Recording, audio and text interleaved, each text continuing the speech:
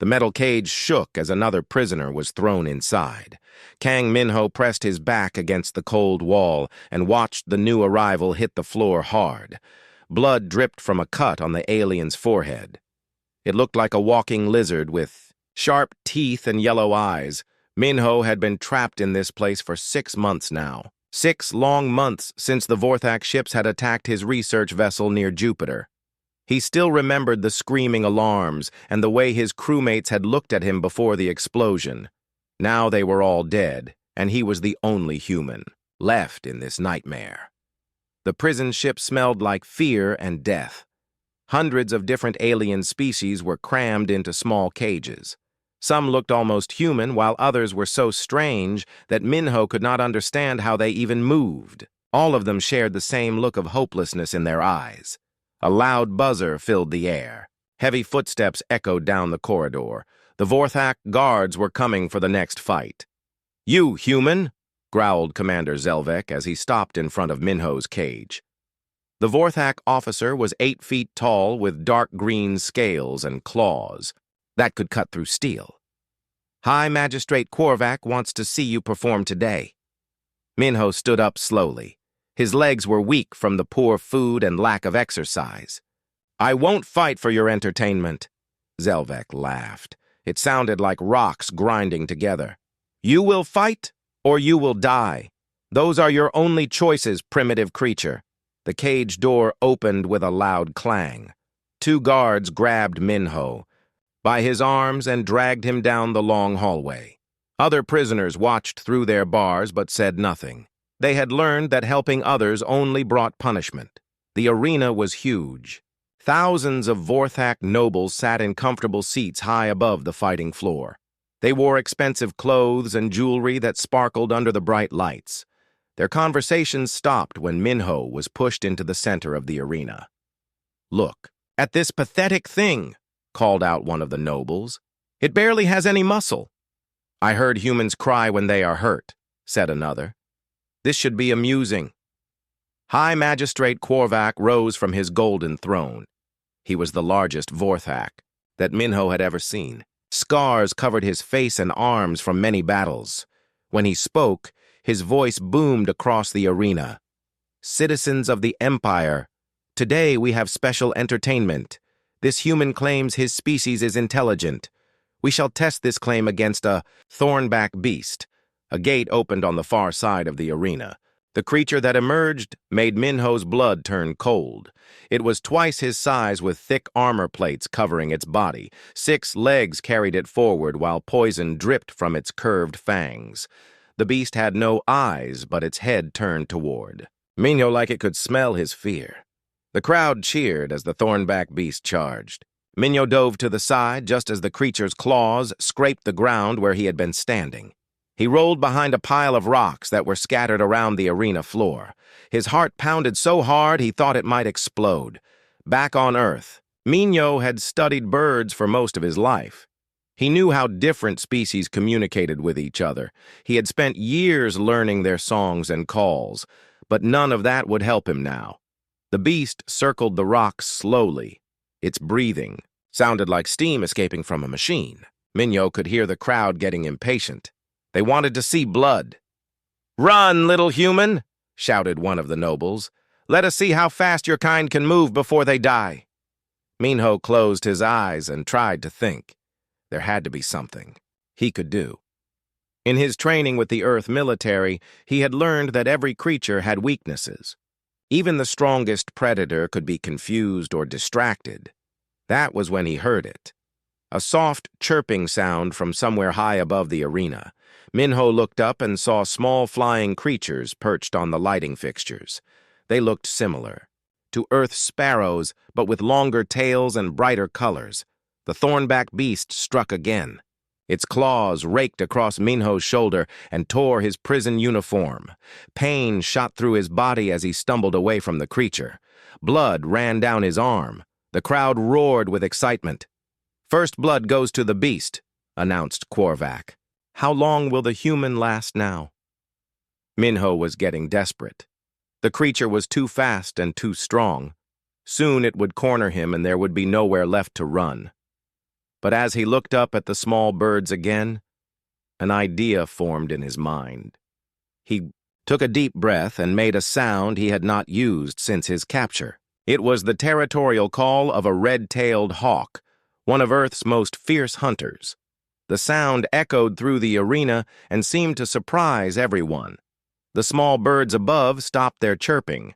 They tilted their heads and looked down at Minho with what seemed like curiosity. "What is that noise supposed to be?" laughed Zelvek. "Is the human trying to sing?" But Minho was not done. He followed the hawk call with the warning cry of a crow.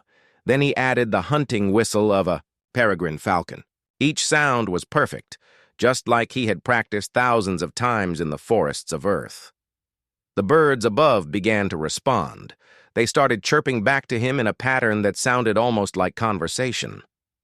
Other prisoners in their cages looked up in wonder. Even some of the Vorthak guards seemed confused by what they were hearing. "Silence that creature," ordered Korvac. "This display is embarrassing." The thornback beast chose that moment to attack again. Minho was so focused on the birds that he almost did not see it coming. He threw himself to the ground as the creature leaped over him. Its claws missed his head by inches. But something strange happened. The birds above suddenly became very active. They flew from their perches and began circling the arena. More birds appeared from somewhere outside the building. Soon there were dozens of them flying around the lights and calling to each other. The crowd grew quiet. Even Korvac leaned forward in his throne to get a better look. Minho realized that he might have discovered something important. These alien birds were responding to Earthbird calls. They seemed to understand that he was trying to communicate with them. For the first time since his capture, he felt a spark of hope.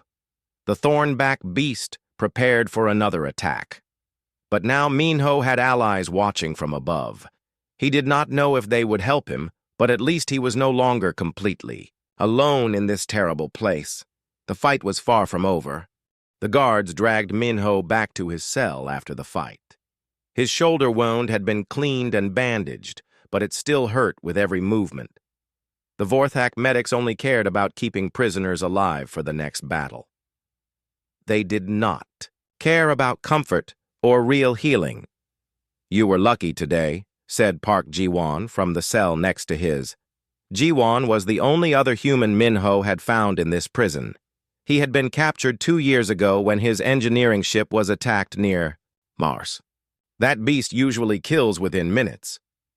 Minho sat down on his thin sleeping mat and looked out the small window. The alien sky was purple with 3 moons hanging in the distance. Strange flying creatures moved between the tall spires of the Vorthak city. Most of them looked like birds, but some were larger than Earth's eagles. "The birds helped me somehow," Minho said quietly. "When I made the calls, they responded. They understood something." Jiwon moved closer to the bars between their cells. His face was thin and tired from years of poor treatment. "What do you mean they understood? They are just animals here. The Vorthak barely noticed them." "That might be their advantage," Minho replied. He watched as a group of small blue birds landed on a building across the courtyard. They seemed to be watching the prison complex with interest. "On Earth, I studied bird behavior for 15 years. These creatures act differently than normal animals." Over the next few days, Minho spent every free moment watching the birds through his window. The Vorthak guards allowed prisoners 1 hour outside their cells each day for exercise. During this time, Minho observed the flying creatures more closely. There were many different types. Small, colorful ones that reminded him of Earth's finches. Larger black ones with intelligent eyes like crows. Huge predators with sharp beaks that soared high above the city. All of them seemed to pay attention to what was happening in the prison. "You are wasting your time," said Commander Zelvek during one of his inspections. "Those flying pests are nothing but noise and droppings. A civilized species should eliminate them completely." But Minho noticed things the Vorthak did not see. The birds had complex social structures. They worked together in groups. They used simple tools like sticks and stones to get food. Most importantly, they watched the guards and seemed to learn their routines. During exercise time, Minho started making soft bird calls. He was careful not to let the guards hear him. The alien birds always responded with their own sounds. After several days, he began to recognize patterns in their calls. "I think they have a language," he told Ji-won one evening. "Not like human language, but they share information with each other." Ji-won shook his head. "Even if that is true, how does it help us? We are trapped here until we die in the arena or from old age." Minho did not answer right away. He was thinking about his time in Earth's military. Before becoming a researcher, he had worked with the communications division. His job was to develop ways for human soldiers to coordinate with trained animals during reconnaissance missions. The next morning brought terrible news. A group of prisoners from the outer colonies had tried to escape during transport. The Vorthak authorities decided to make an example of them. All 20 rebels would be executed in the arena during the afternoon games. Minho watched from his window as the condemned prisoners were brought into the courtyard. They came from different species, but all looked defeated. One was barely more than a child. Another was so old he could hardly walk. "This is what happens to those who resist the Empire," announced a Vorthak officer over the prison's communication system. "Let this be a lesson to all who consider rebellion." The execution would take place in 2 hours. Minho felt sick thinking about it. These beings had only wanted freedom, and now they would die for the entertainment of their captors. As the time approached, something strange began happening outside. Birds started gathering on the buildings around the arena, first dozens, then hundreds. They came from all directions and settled on rooftops, power lines, and window ledges. "Look at that," whispered Ji-won. "I have never seen so many birds in one place." The Vorthak guards noticed too, but did not seem concerned. "Scavengers," said one.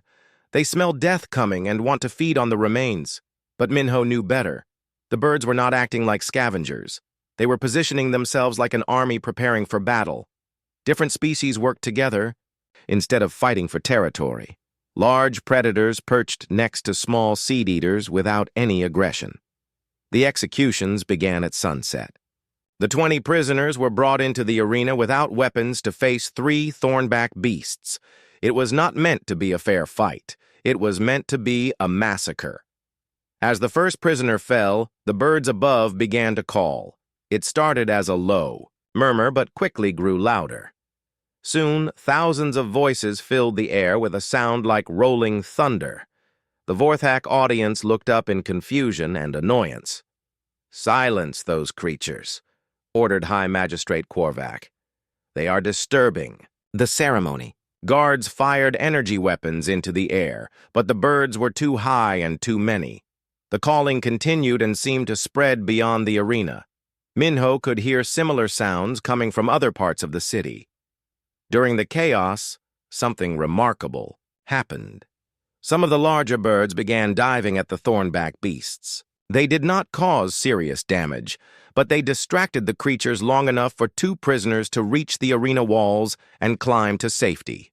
The Vorthak audience was outraged. Security forces flooded into the arena to restore order.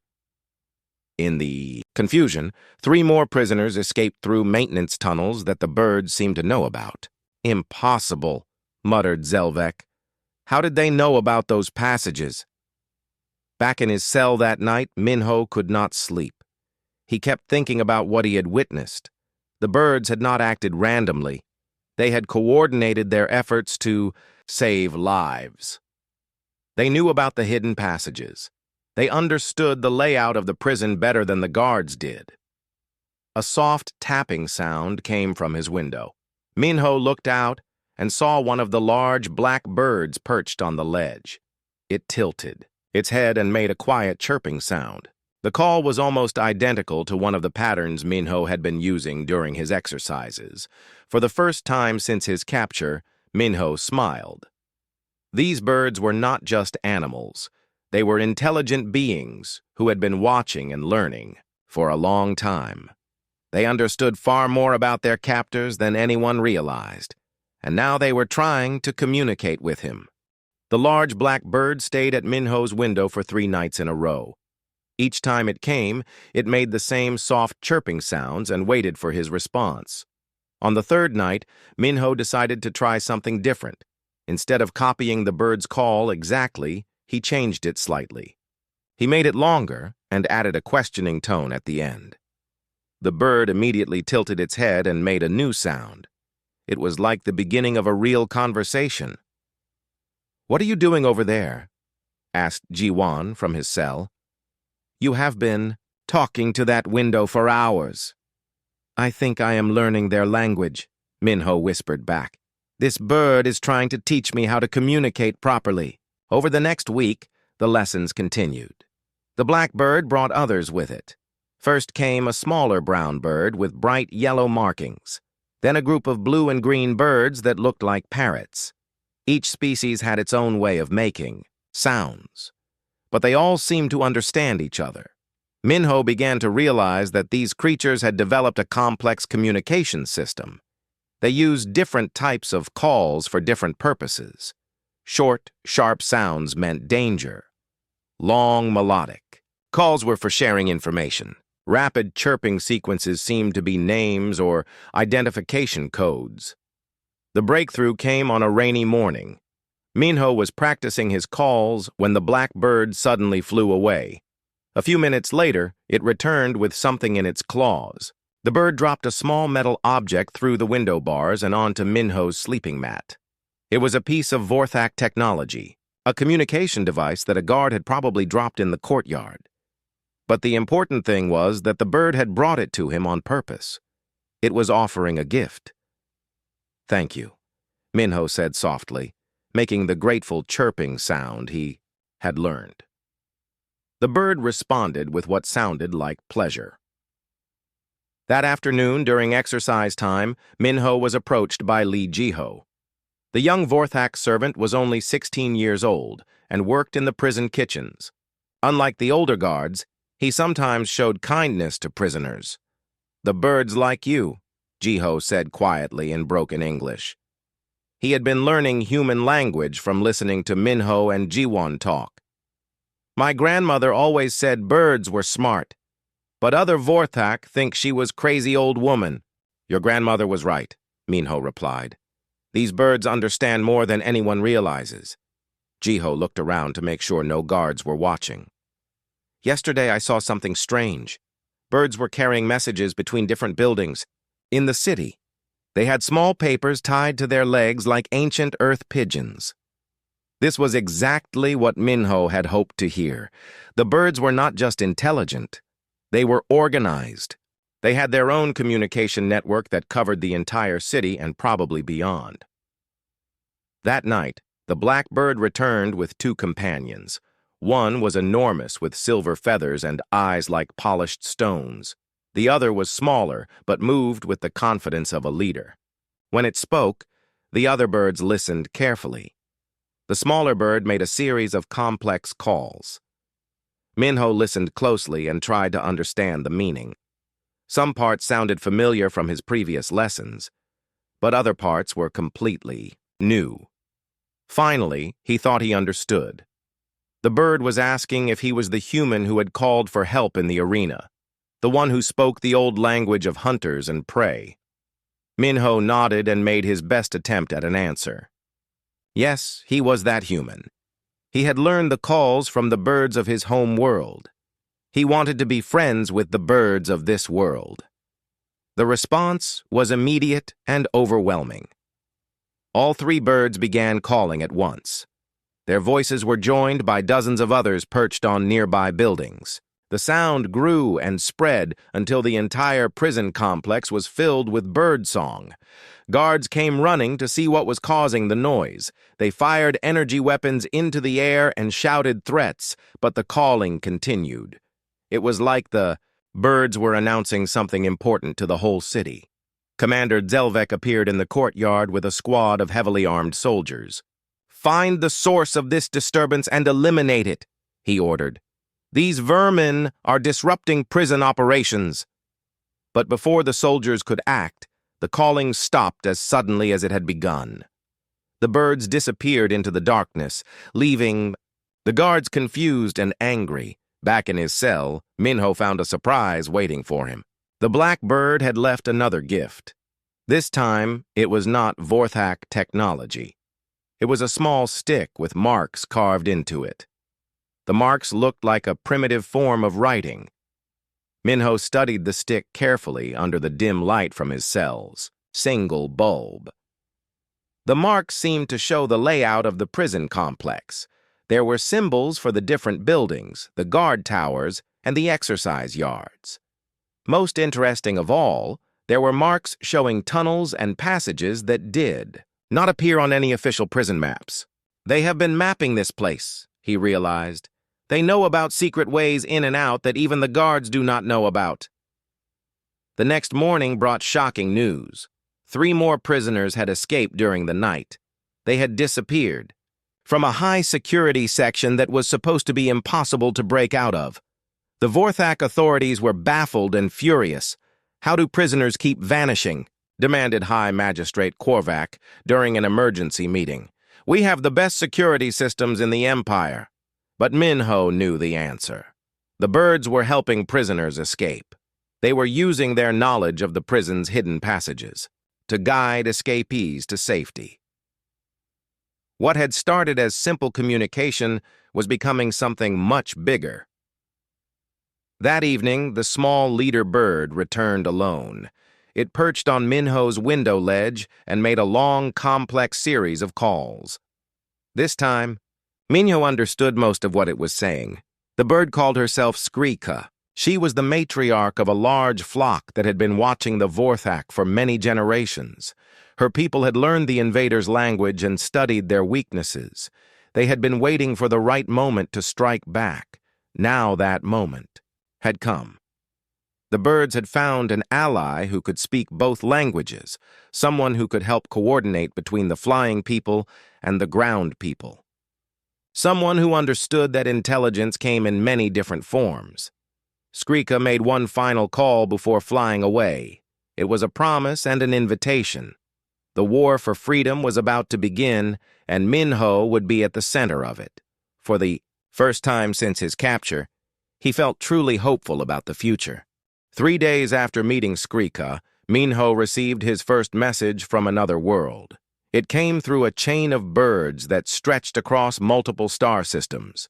The message was simple but amazing.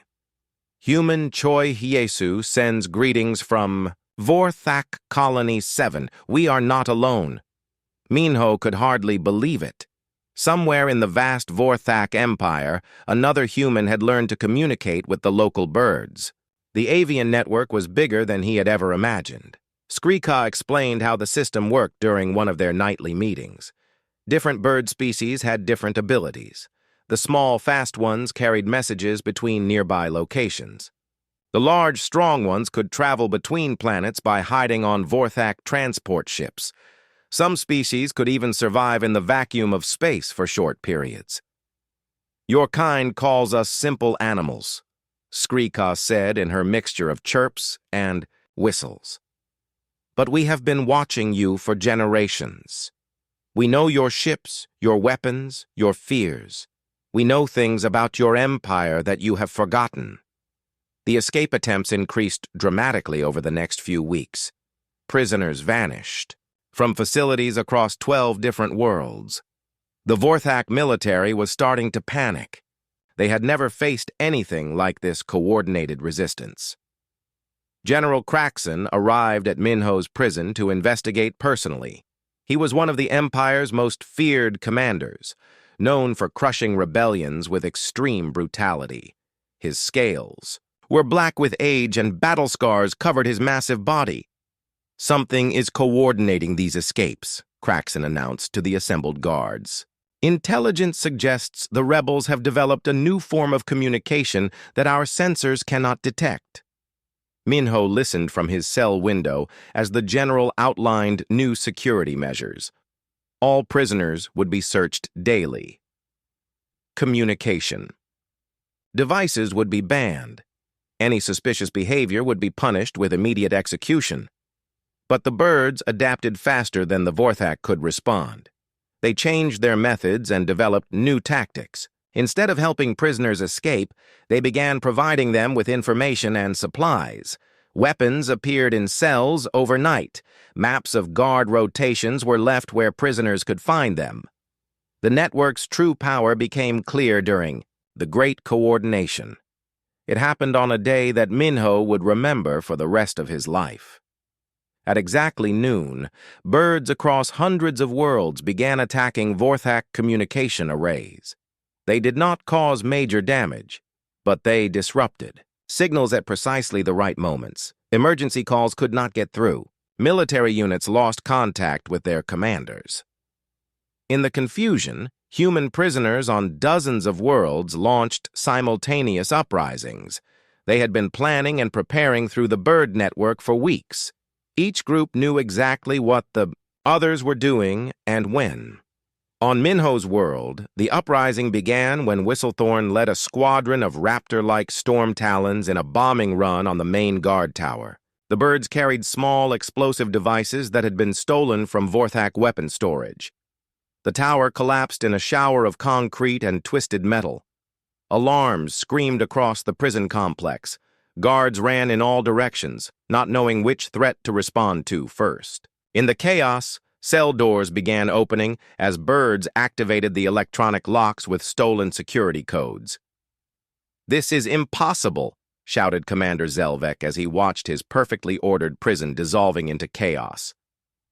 "Animals cannot use technology. This must be some kind of alien superweapon." But Minho knew better. This was not technology defeating technology. This was intelligence in its purest form.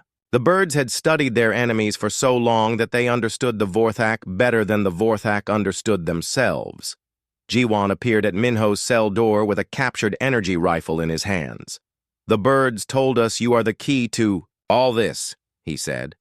"They want us to get you to the communication center." Together they fought their way through the prison corridors. Vorthak guards tried to stop them, but they had help from above. Birds dove at the guards' eyes and tangled themselves in weapon targeting systems. Every time the humans were in danger, feathered allies appeared to distract their enemies. The communication center was heavily defended, but the birds had a plan for that too. A flock of small electromagnetic pulse birds had been secretly placed inside the building days earlier. On Minho's signal, they activated their natural abilities and shut down all the electronic systems. In the darkness, Minho and Jiwan reached the main communication array. It was designed to coordinate with similar systems across the Empire. With a few quick adjustments, Minho turned it into a relay point for the bird network. "Human friends," he broadcast in the universal bird language he had learned. "This is Minho from the prison world. The great escape begins now. All free humans should coordinate with your local bird allies. Together, we are stronger than any empire." Responses came back immediately from dozens of worlds. Human voices mixed with bird calls created a symphony of rebellion that stretched across the galaxy. The Vorthak had built their communication network to control their subjects. Now that same network was being used against them. General Kraxon led a final desperate assault on the communication center. He brought his elite guard and the most advanced weapons the Empire could provide. But when they reached the building, they found it empty, except for thousands of birds perched on every available surface. "Where are the prisoners?" Kraxon demanded. His answer came from above as a massive formation of birds darkened the sky. They had been gathering for hours, coming from every part of the planet. Species that had been enemies for millions of years now flew together in perfect harmony. At the center of the formation, carried on a platform made of woven branches, was Minho. He was no longer a prisoner or a victim. He had become something new, a bridge between two forms of intelligence that were destined to work together. "We are everywhere," he called down to the Vorthak forces. "We are in your cities, on your ships, watching from your own skies. You never saw us because you thought we were just animals. That was your biggest mistake. The birds began to descend, not to attack, but to deliver a message.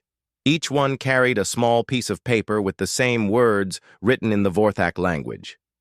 Freedom is not given. It is taken by those brave enough to fly. As the sun set on the prison world, Minho realized that everything had changed. The scattered human prisoners were no longer alone and helpless. They had become part of something greater. They had allies who could go anywhere and see everything.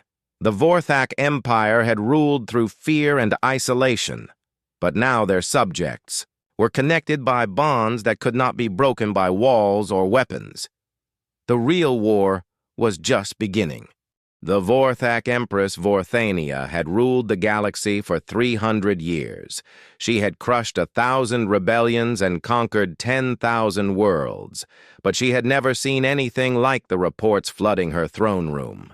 "Your Majesty," said her chief intelligence officer, "the bird attacks are spreading faster than we can respond. 17 major military bases have lost communications in the last day alone." Vorthania studied the holographic display showing the Empire's territory. Red warning lights blinked on worlds across 5 spiral arms of the galaxy. Each light represented another communications failure, another coordinated strike, another impossible victory by creatures that were supposed to be mindless animals. "How many birds are we talking about?" she demanded. "Billions, Your Majesty. Perhaps trillions. Every world in the Empire seems to have native flying species, and they are all working together somehow." The Empress slammed her clawed fist on the arm of her throne. "I want every bird on every world eliminated immediately. Use poison gas, energy weapons, biological warfare. I do not care about the environmental damage. Kill them all." But the extermination order only made things worse. Birds that had remained neutral joined the rebellion when their nests were attacked. Species that had never cooperated before united against the common threat. The sky above every Vorthak city became a storm of wings and fury. On the industrial world of Keth Prime, Admiral Yun Tajin watched the bird formations through the bridge window of a captured Vorthak battleship. He had been presumed dead for 2 years after his fleet was destroyed near Saturn. In reality, he had been rescued by a flock of space-traveling crystal birds and had spent the time building a secret resistance network.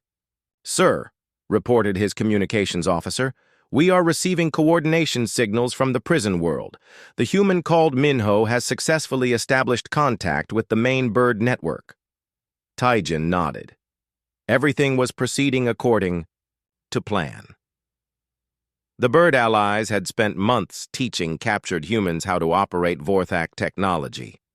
Now, human prisoners across the galaxy were seizing control of ships, weapons, and communication systems. "Begin Phase 2, he ordered. "All units attack your designated target simultaneously. Remember, we are not trying to destroy the Empire's infrastructure. We want to capture it intact." The coordinated assault began at dawn on 50 different worlds. Human-led forces struck Vorthak military installations with precision that should have been impossible. They knew exactly where to hit and when, thanks to intelligence gathered by their feathered allies. On Vorthak Prime, the Empire's capital world, Skrika led the largest bird formation ever assembled. Millions of flying creatures from hundreds of species darkened the sky above the Imperial Palace. They moved as one mind, responding to signals that traveled faster than any electronic communication. Empress Vorthania watched from her throne room as the living storm approached. Her personal guard raised energy shields and prepared for battle, but they had no idea how to fight an enemy that came from all directions at once. The birds did not attack the palace directly. Instead, they began to sing. It started as a low humming that seemed to come from the very air itself. Then more voices joined in, creating harmonies that had never been heard before. The song was beautiful and terrible, carrying messages of loss and hope, of slavery and freedom, of the price that had been paid for the Empire's glory. "What are they doing?" demanded Vorthania. Her scientific advisors studied their instruments frantically. "The sound waves are interfering with our communication systems," one reported. "But there is something else.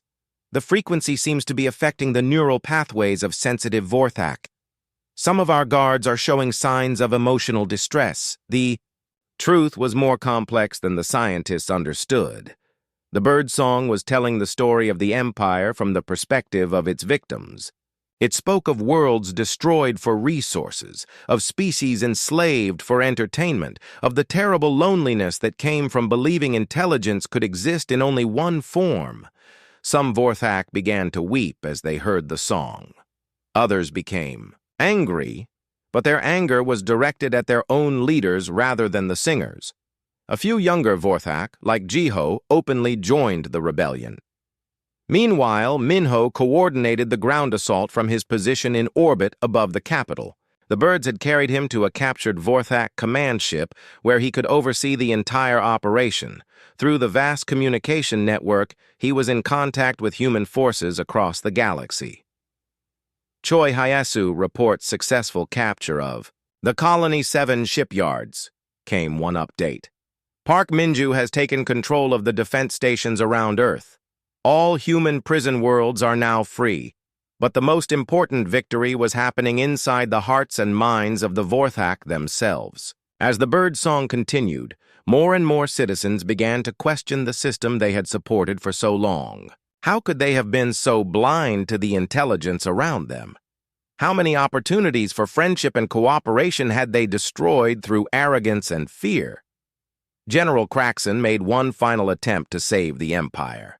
He led a massive assault on the human command ship, bringing every weapon at his disposal.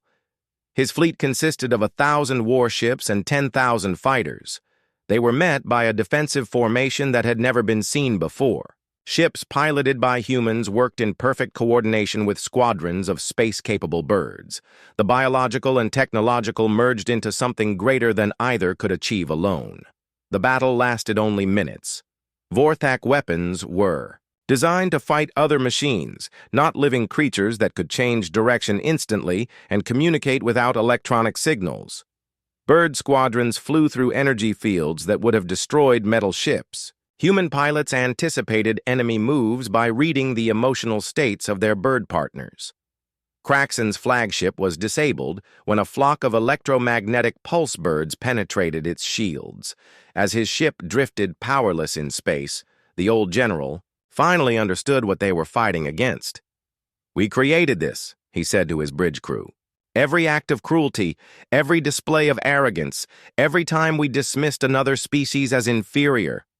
We taught the galaxy to hate us, and now that hatred has found a voice." On Vorthak Prime, Empress Vorthania made her final broadcast to the Empire. Her voice shook as she spoke, whether from rage or something deeper. "Citizens of the Empire, we face a new kind of enemy. They do not seek to destroy us, but to change us.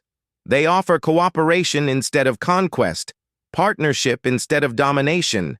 I do not know how to respond to such an offer." The bird song reached its crescendo as Vorthania spoke. Voices from across the galaxy joined together in a harmony that spoke of infinite possibility. For the first time in centuries, the citizens of different worlds could hear each other's stories without the filter of imperial propaganda. Minho listened to the song and felt tears running down his face. This was what he had dreamed of during his darkest moments in captivity. Not revenge against his captors, but understanding between different forms of life. The universe was vast enough for all kinds of intelligence to flourish together. As the sun set on Vorthak Prime, the old empire was ending, but from its ashes, something new was being born. Something that had never existed before in the galaxy's long history. A true partnership between species that chose to see each other as equals. The sky was no longer ruled by metal ships and energy weapons. It belonged to all who had the courage to fly.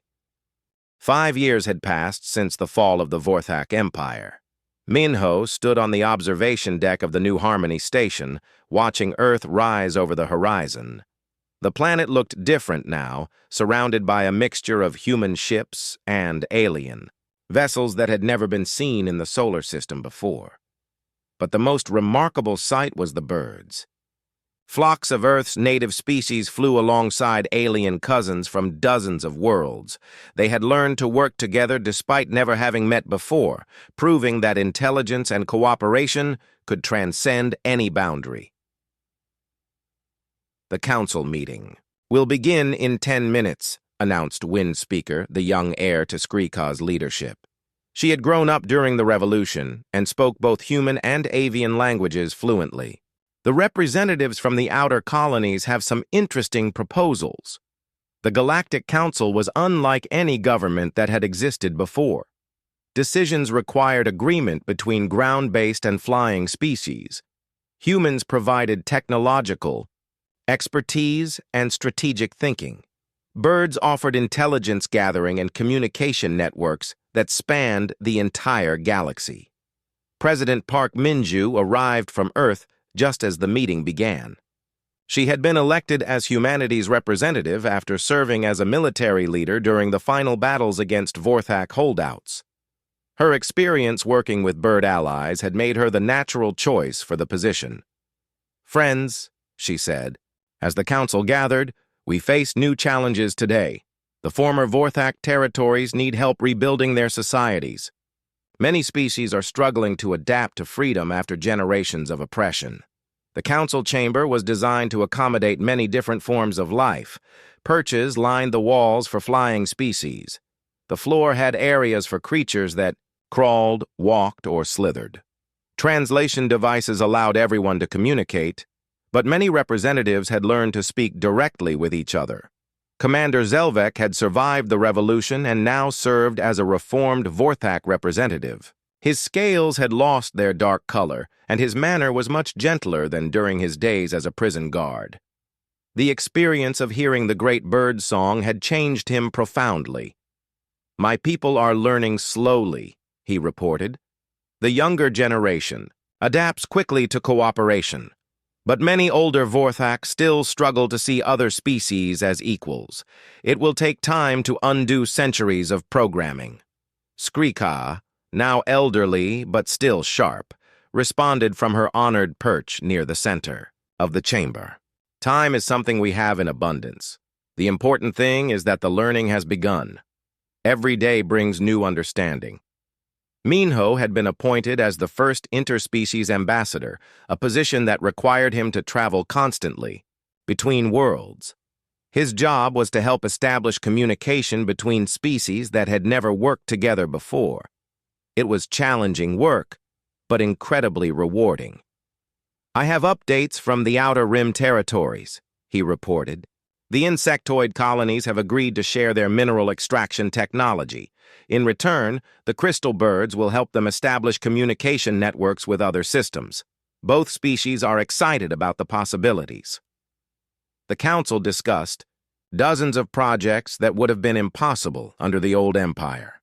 Medical knowledge was being shared freely between species. Agricultural techniques were being adapted for different world types. Art and music were evolving as different. Cultures learned from each other. But perhaps the most important change was in the children.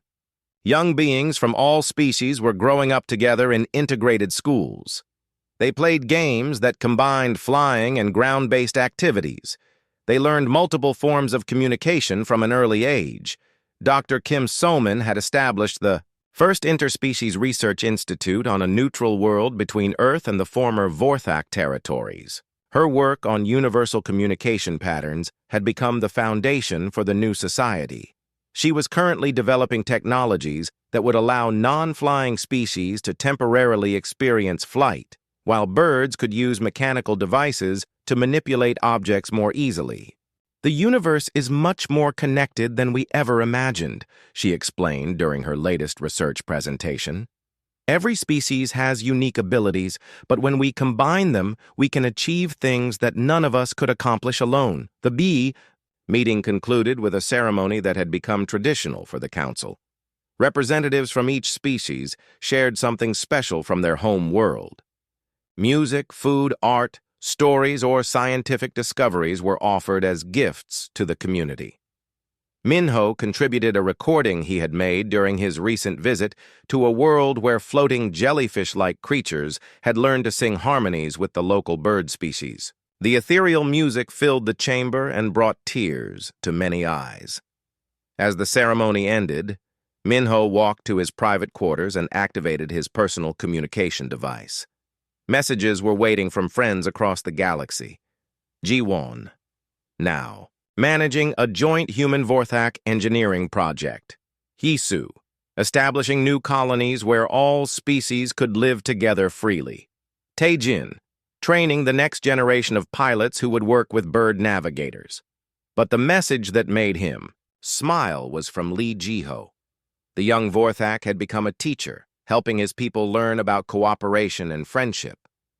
He had recently married a human woman, and they were expecting their first child, a being that would grow up in a universe where species boundaries meant nothing. The old barriers are disappearing, Jiho had written. My grandmother was right about the birds being smart. She would be amazed to see how smart they really are, and how much smarter we all become when we work together. Minho saved the message and walked to his window. Outside, the dance of ships and birds continued against the backdrop of stars. Earth looked peaceful and protected, but it was no longer isolated. It had become part of something much larger and more wonderful. He thought about his journey from that terrible day in the arena to this moment of hope and possibility. The Vorthak had been wrong about so many things. They had believed that intelligence was rare and that cooperation was weakness. They had thought the universe was a place where only the strong could survive. But the birds had taught a different lesson. Intelligence existed everywhere, in forms that were sometimes hidden but never absent. Cooperation was not weakness, but the greatest source of strength in the universe, and survival was not about defeating others, but about finding ways to thrive together. A soft chirping sound came from behind him. Windspeaker had followed him to his quarters, carrying a message from the deep space monitoring stations. New contact, she announced in her musical voice. Ships approaching from the Andromeda galaxy. Unknown species, but they respond to friendship calls. Minho smiled and reached for his communication equipment. Somewhere out there, new forms of intelligence were reaching toward their little corner of the universe. They would need to learn about cooperation and friendship. They would need to understand that the sky belonged to everyone who had the courage to fly. The work of building bridges between species would never end. But that was not a burden. It was a joy. Every new contact, every moment of understanding, every successful cooperation made the universe a little brighter and a little more connected. As Minho prepared to welcome the newcomers, he heard the sound that had become the anthem of their new civilization. Across the galaxy, on thousands of worlds, voices were raised in the great song. Human voices mixed with bird calls, Vorthak growls, and the communication sounds of hundreds of other species. They sang of freedom and friendship, of intelligence, in all its wonderful forms, and of a future where no being would ever be alone in the vast darkness of space. The sky was no longer empty. It was full of friends.